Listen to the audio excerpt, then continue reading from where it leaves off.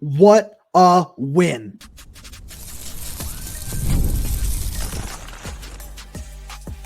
You are Locked On Huskies, your daily podcast on the Washington Huskies, part of the Locked On Podcast Network, your team every day. Welcome back into another edition of the Locked On Huskies podcast. I'm Roman Tomashoff. That's Lars Hanson. He's site editor with Athlon Sports' Inside the Huskies. I'm the site editor with Huskies Wire. Thank you for making this your first watch or first listen of the day, as we are part of the Locked On Podcast Network, your team every day. And today's episode is brought to you by FanDuel. Place your first $5 bet and you'll get started with $200 in bonus bets guaranteed. Visit FanDuel.com to get started. Lars, that was an unbelievable game that we just got back from. Took us forever to get back too, because of all the traffic in a sold out crowd, the largest crowd Washington has seen since the 2016 loss to USC. We don't need to get into that game, but we're going to talk about if this win is going to get Washington back on track. We're talking some standouts from today's victory, but we just need to recap the game, favorite moments. Lars, what is the biggest thing that you took away from tonight? The redemption of Grady Gross, where had a little conversation with a birdie that we can't really divulge, but the first two were on Grady. Hooked the first one to wide left. Again, when we say hook it wide left, Grady didn't miss against Rutgers by more than 3 yards to the left. It wasn't like a erroneous shank, but a miss is a miss. Second one gets blocked going into halftime. And so I remember looking over you during the game thinking, 4 down territory?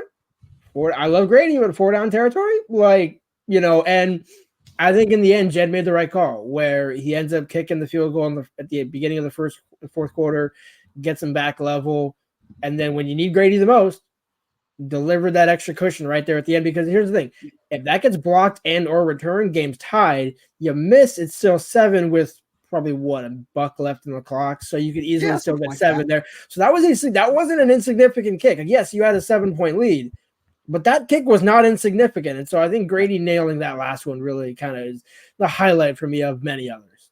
So the first thing that I want to talk about is the very first thing that Jedd Fisch did in his press conference. It was the crowd, where, I feel like we saw a lot of comments all week, just kind of on YouTube, wherever else.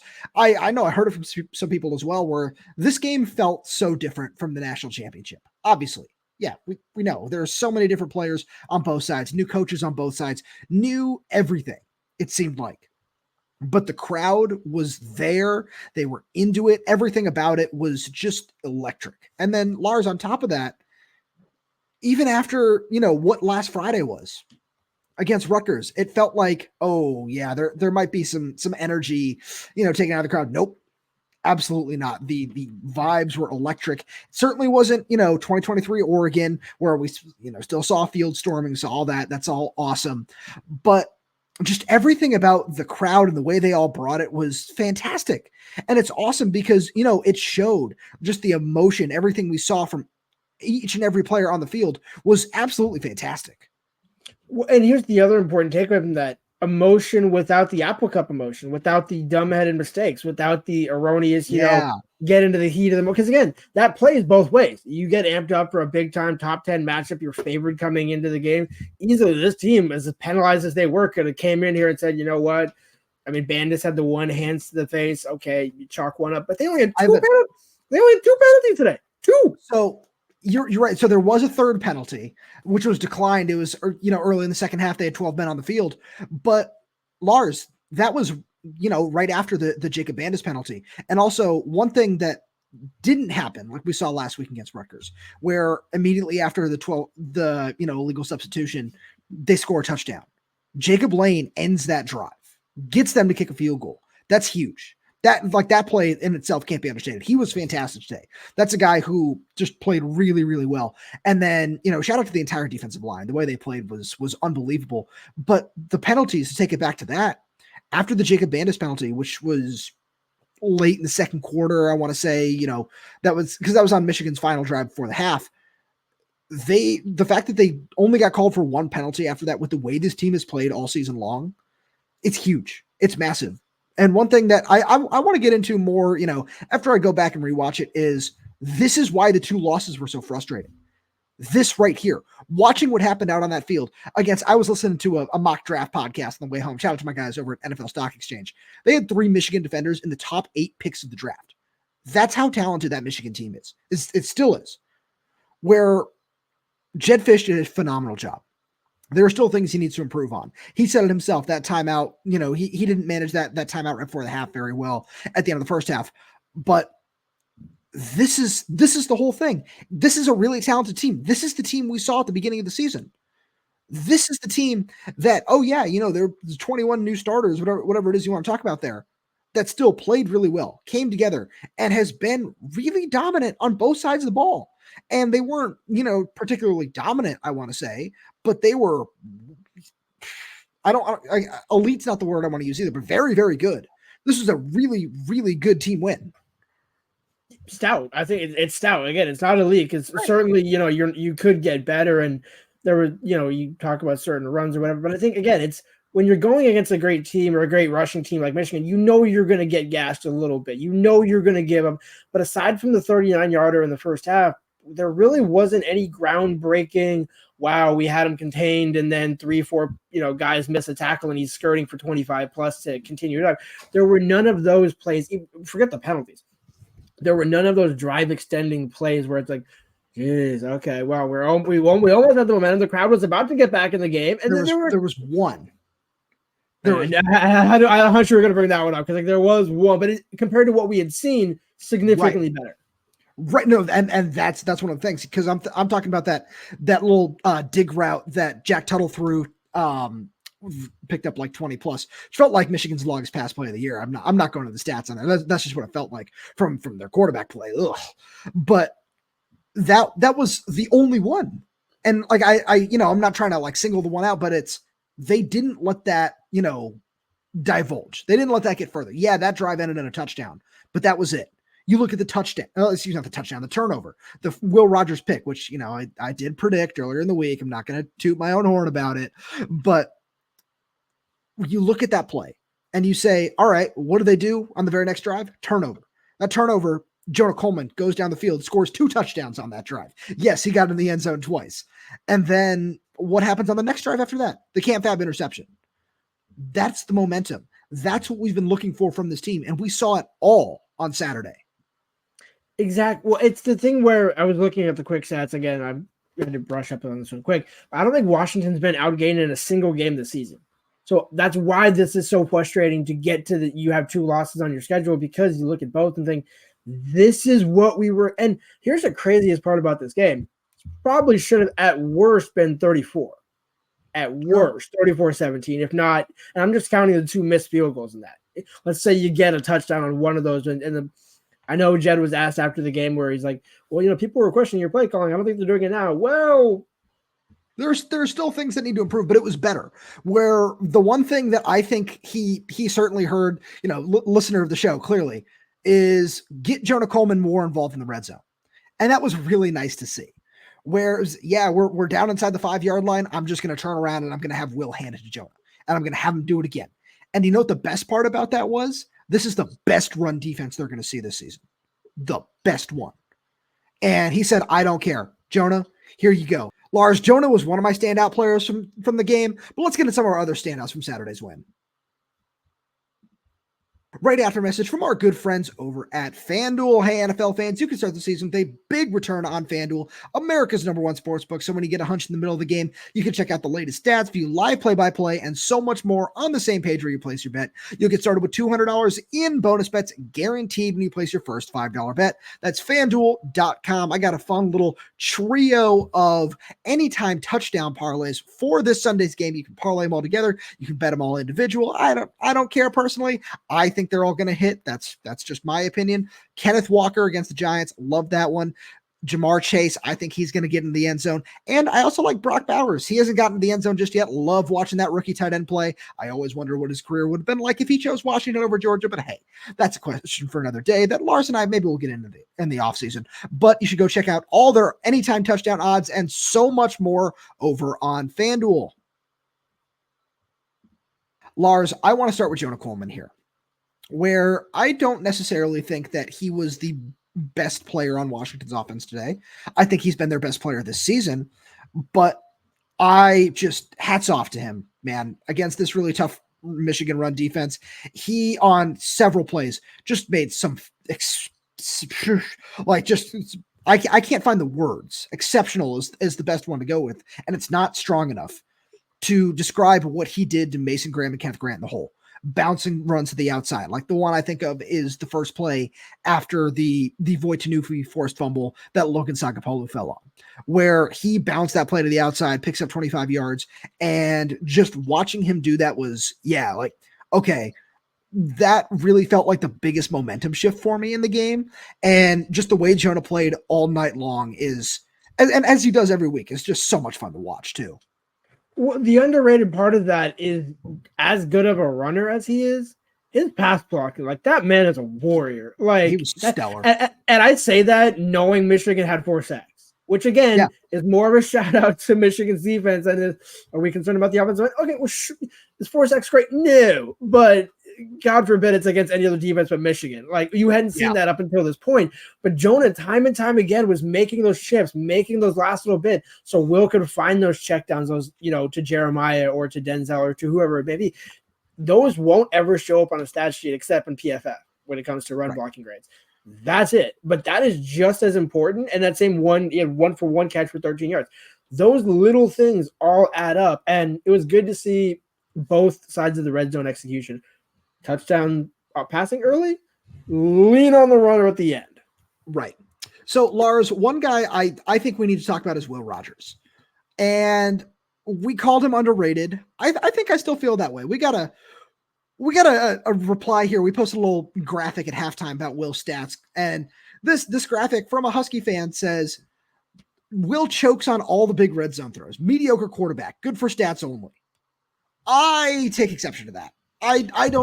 I don't agree with that in any way, shape, or form. And I want to point out one play in particular. That second touchdown.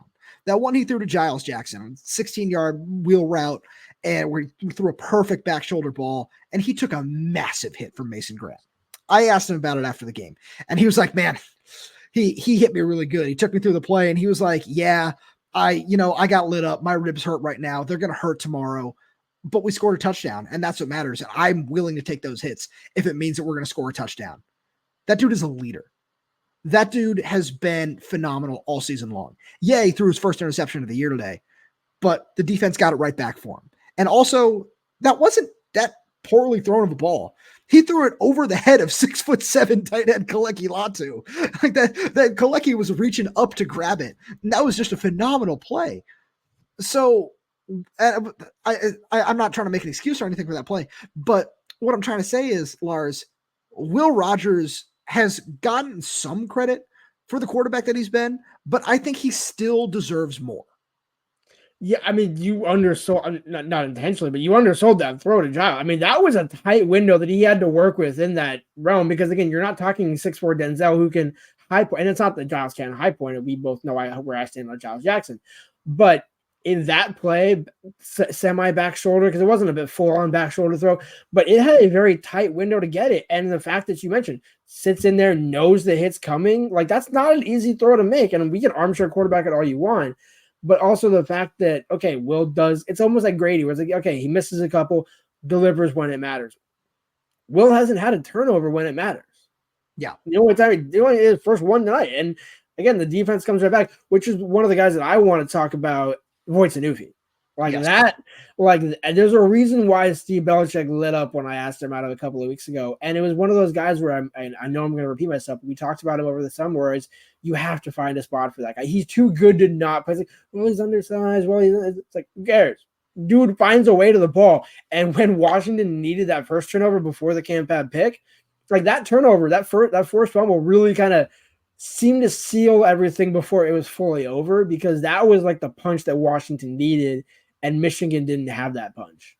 So I'm glad you mentioned Voit. I talked to him after the game. He gave a huge shout out to Steve Belichick and said that dude's a mastermind. Like, I love playing for him so much. And one thing he said was that I really enjoyed was he told me, when with Steve calling plays with this scheme, you determine your own future. That's what he said. He said, you determine your own future, because it allows you to do so many different things, and it puts you in position to make a play. You have to go out there and make it. I love that. And let's talk about the dude on the other side of that play, Logan Sagapolu, where Sebastian Valdez went off early. We didn't see him come back. So that's something we're certainly going to monitor throughout the week. But that forced some other guys to step up, Logan being one. Alenius Davis played really well. Jacob Bandis was in there, where Logan Sagapolu played his most snaps of the season by a landslide. And he was good against a team that really wanted to run right at him, despite, him being in there to stop the run and be a two-gap run stuffer. He played really well. Like, there was one play where it looked like the running back was going to get by him. He just kind of reached out with one arm and grabbed him. And just the more I watch Logan, it seems like he's getting more comfortable with the position. And, if we certainly hope Valdez doesn't need to miss any time, but if that ends up being the case, Logan, I don't necessarily think he's there as a pass rusher. I'm curious to see what that would look like without him. But Logan showed, hey, I'm a guy you can rely on against the run now. Well, I think you pair him with Alenius and just let those two figure it out, because there was a lot of Alenius, man. Like, he looks so good. Like that. That's why I was so, I don't want to say ticked, but it's like, I don't mind asking about certain dudes, but like, I'll ask about Alenius because he's the guy where and again, he didn't play the past couple of seasons, was not disciplinary, was not injury related, just a matter of circumstance, which I think tonight showed.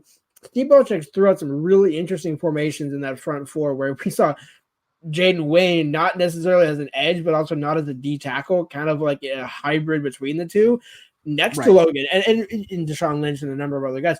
So and this is why we were so high, obviously led by you, knowing the Boston connection that you have. Again, it wasn't like I was doubting anything that you said. I was right there. I know you weren't. So but it's nice to see it always come to fruition in different ways. Where tonight it was, Valdez had a good tackle for loss early, and there was a good amount of pressure, but it seemed like it was kind of an ebb and flow. But that really seems to be the calling card of Steve's defense. When you need to step up, they do. Now, again, you can point to the Rutgers game. You can point to the 3rd and 20. Here's the thing. Those were in the past. Each game I expected to get better. We both expected to get better. The coaches say it's going to get better. And tonight we saw that where there's so many different guys. And how you didn't also mention Deshaun Lynch in your spiel there. Because, again, the agenda going on. I was getting there. The agenda going on hard tonight. So I was going to get there because shout out to Deshaun for that sack at the end of the game. But if I were Jedd Fisch and I was giving out game balls, he's done it before, I would give one to Steve Belichick. And I will be completely honest. On those first couple of drives when Jack Tuttle came into the ball game, I was legitimately worried. Where I watched and it was like, oh, they don't look prepared for this. Where they marched right down the field on that first drive, scored, the 40-yard touchdown. I was having PTSD from January with that Donovan Edwards touchdown run. And then the defense adjusted. And they held them to a field goal. We talked about that Jacob Lane play a little bit earlier. And then they adjusted again after halftime. And they scored a touchdown on that first drive. But that was it. It was just over from that point on. And shout out to Steve, man. He continues to do exactly what he came here to do. Run an elite defense that adjusts, that continues to just get better not even each and every game, each and every drive. It's finding ways to get better. And I was so impressed with that coaching on the defensive side of the ball tonight because you could see it. You could see it in the way that Ephesians Prysock was shadowing Colson Loveland times. You could see it in the way that Cameron Fibiculana was covering him. You could see it in so many different ways where we understand it so well. There have been 3 or 4 different times this season where I've been really confused by the substitutions. And I've seen a whole bunch of guys come off and just the guys that they're replaced with in terms of down and distance. I just kind of look and I say, oh, why is, and no slight to any of them, but like, why is Tunuufi coming in on this 2nd and 1? And it's like, it feels like they're going to run the ball. And then it's no, Steve saw whatever they were doing and he gets it exactly right every single time. And we talked about this elite defense throughout the summer, what it was going to look like, what it could be. This is why, because of the coaching job that Steve Belichick put on the field on Saturday night, even against a just truly abysmal quarterback showing, especially early on in that game. Yeah, I mean, it's like when they made the switch, it was pretty early on. I think it was like midway through the 2nd quarter when they made that switch, and it was on the 4th drive for Michigan, and it seemed it was after they went up 14-0. And it was like once they negated Alex Orji's legs, it seemed like, okay, we just need a veteran back there who can basically just not lose us this game. But that was kind of the thing. Is like you knew Michigan could easily become one-dimensional. Just force them into the ground game. And aside from that second quarter, let me rattle off before we get to some other improvements here. 15 for 8 or 5 for 18, 7 for 29, and 11 for 23. Those are the first, third, and fourth quarter rushing stats for Michigan. They had 104 in the second half, 39 of which came on the Edwards touchdown, as we mentioned. You can't ask for much more. You really can't. And that was why we're both looking at the offense saying, can this offense get one more score? Because that's really all they need. And it proved to be all they needed. And it did. And Lars, last agenda before we move on here, Denzel Boston. 5 catches, 80 yards, another touchdown. And that touchdown was just phenomenal, man. His body control, everything on that, getting a foot down, talking to our buddy Alex Katzen, leaving his heel up just to make sure that he could show he got it down. Just phenomenal in every stretch of the word. He leads the Big Ten with his 8 touchdowns. And Lars, is this win going to get the Huskies back on track? We'll get there right after a message from our good friends over at Game Time, because Game Time has a new feature called Game Time Picks that makes getting deals for your favorite live events even easier. Game Time Picks filters up the fluff to show you only incredible deals on great seats. You don't have to waste time searching through thousands of tickets, which is great news for maybe some of our everydayers from around the country out there that are going to Iowa, going to Indiana, looking for tickets, because there are only 2 more home games remaining this season when USC and UCLA come to town in November. And if you need tickets, you should go check them out on the Game Time app, because with their all-in pricing, you can toggle this feature and it shows the total upfront with no surprise fees to check out. And with seat views, you can get a panoramic view from your seat in the app before you buy. You can take the guesswork out of buying tickets at the Game Time. Download the Game Time app, create an account, and use code LOCKDOWNCollege for $20 off your first purchase. Terms apply. Again, create an account and redeem code LOCKEDONCOLLEGE for $20 off. Download Game Time today. What time is it? Game time. Lars, this is the big question. We talked about it in the opener. Is this going to be the win that gets Washington back on track? Because I was having a conversation with another media members. We're walking out, and this team is this close to being 6-0. A couple play calls here, a couple play calls there, one less penalty here or there.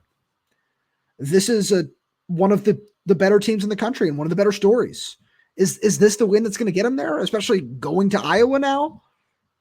Well, this was the win you had to have. Like, and we talked about this because there were a couple people that asked me in the press box, were like, well, hey, like, if you have aspirations of going, but like, you want to get to a bowl game, you have to win tonight. If you don't win tonight, you're staring down the barrel of your next win comes against UCLA in November, potentially. Sure. Like that in terms of because if they lost tonight and squandered that after squandering the Apple Cup and Rutgers, it was like, okay. Like, and that's what, because I disagree with the premise of the question, because I don't think they were ever off track. I think it was a matter of which train are they finally all on the same train. I think that's more of the question. And I think tonight, to answer the question, yes, tonight is a win where it's like, hey, everything kind of converged. Where was it pretty? Was it the best? No, it was a 300-150 game or 300-120 game, whatever it was. So it wasn't 3 for 2. But again, we saw them go for 300-200 against Rutgers and lose. So to me, it's more about the right calls being made at the right time. Jedd getting out of his own way. I mean, Jedd improved. I mean, I don't have anything bad to say about Jedd after tonight. So I'm glad you mentioned that, because there's one player who we haven't brought up yet that certainly deserves to be mentioned in terms of the right call at the right time. That double pass with Demond Williams in the game was awesome. That was such a, and I have a point here that's going to just bring into this as well. But first, we need to talk about that play, because that was probably one of the turning points of this game, is getting all that momentum from that. Obviously, it ends up leading to a score and everything. But you look at that play and you just say, all right, it's nice to see Demond in the game. It's nice to let him, get a couple of passes in there. All that sort of stuff is awesome. But I think we saw the best game from Demond tonight. And I also think we saw his best usage tonight, where Jedd kind of allowed him a little bit more free reign over the offense, where he let him drop back and pass a couple of times, which is nice to see. He scrambled out of there on a couple of them and just used his legs, which is awesome to see because he has them. But the way Demond was used finally felt like it wasn't forced, where we knew he was going to play. We knew this was going to be part of it, and that was all fine. That was never something you or I had a problem with. But it felt like at certain points that there were times where it's, oh, why is this happening now? It feels like, oh, you got to make sure you get him in the game. You're doing it now. Where in this game, it was, all right, yeah, this is the perfect time to bring Demond in and do, X, Y, and Z with him. And it all just finally felt like it's getting in sync, which is why I talk, I talk about getting back on track in this sense, because there have been so many different things, penalties, the play calling, all the self-inflicted stuff that will derail a team and had every opportunity to. But getting this win kind of just is like, nope, we're finally, making that turn. We're turning in the right direction. Well, I mean, I think it kind of speaks to, I mean, I'll agree with the principle in terms of, Demond's usage may or may not have been important. But again, this is why I was so confident going into the summer or coming out of the summer. Like, Demond's going to play every game. Like, he's going to play more than, I think it said more than 6 to be conservative. But the point was, if you play more than 6, you're probably playing in everyone, kind of like Adam Muhammad, where it's like, if you're going to make the appearance, might as well check it a couple more times. And I think, to your point, the usage was perfect. I mean, he had a career high, 5 carries, 20 yards, not a career high, but everything seemed positive. There was the one sack or the one kind of negative play where I asked Jedd after the game when it looked like he kind of got hit out of bounds.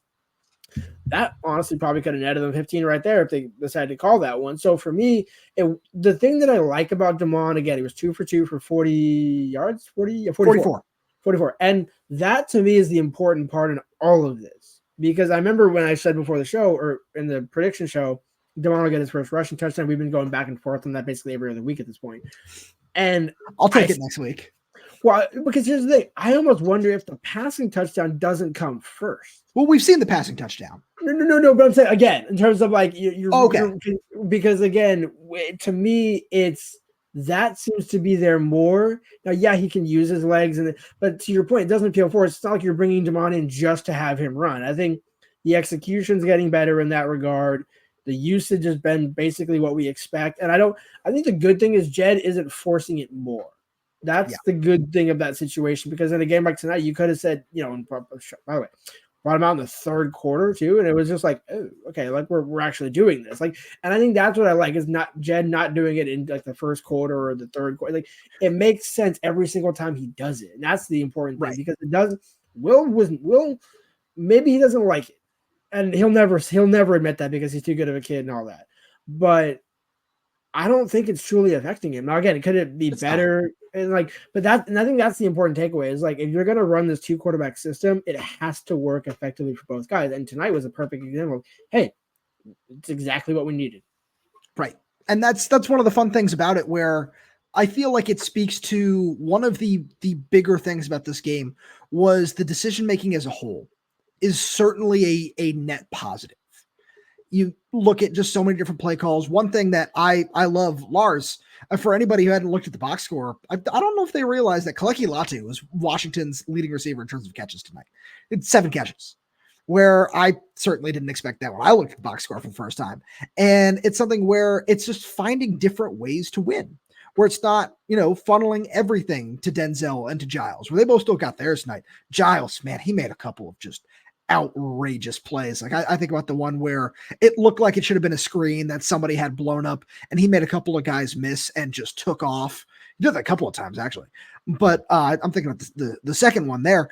But you think about that, and you think about what Denzel has done. You think about the ways that they sprinkled in Jeremiah, and getting Kaleki involved is just it's really nice to see. Because it's saying, we need to diversify the offense. We need to do a couple more different things here and there. And it feels like the Huskies did all of those things tonight. I mean, they really did. Well, I think that's the important thing, because we know what Giles can do. We know what Denzel. There has to be a third option that's not named Jonah Coleman. Jonah can be the third option as a check down out of the backfield, which we saw tonight as well, and we've seen throughout the season. But you really need that third dependable guy, and I still don't get it. I still don't know why Jeremiah doesn't get targeted more. But on a night like tonight, it doesn't matter because Kaleki ends up being the guy. I think if we start seeing this offense evolve to where, hey, maybe one day, one game it's Jeremiah, one game it's Denzel, one game it's whenever Quentin gets back, those sort of things. I think that's kind of how this offense is going, where it's not going to just be get the ball to Denzel, get the ball to Denzel, get the ball to Denzel. Because at times, I mean, we saw it throughout the game where Will Johnson was lined up on Jeremiah Hunter. And I'm like, hello, Denzel, take the pre-option here. Like, Yeah. But he still ends up finding Kalecki. And I think that's the important thing is you can't waste the tight ends. Like, you can't just have the tight ends be blockers. Like, that's the important. And that's for Will, a check down king, who can still not just do check downs as he showed today. That's the important thing where you have a mixture of both, where if it's over the top, take it. If not, don't hold on to the ball too long, get the ball out, take the 7 and keep living. And I think that's the important thing for Will in this offense is to make sure those negative plays don't keep piling up. And they didn't tonight. And that was the important thing. Yeah. And that's why Kalecki becomes so important, even though you don't think of him as, man, if Kalecki doesn't have 4 or 5 catches, we're in trouble. Well, I'm not saying you're in trouble, but it does make the offense a lot harder to execute. Lars, as always, thank you so much for being here. Thank all the viewers tuning in. We really do appreciate your support, especially joining us on a late night here. And as always, if you enjoy everything we got to offer, make sure to subscribe wherever you get your podcast. So that's YouTube, Spotify, Apple Music, Amazon Music. We're there. We're everywhere. We're updating the channel with new content every day. So make sure you click that like button, click the little bell so you don't miss when we post a new video. If you have any questions, comments, concerns, drop them right down below in the comment section. We want to hear all your thoughts from this win as well. And if you're audio only, please leave us 5-star reviews. It does help us out a lot. Thank you so much for tuning in, and we'll talk to you on Monday.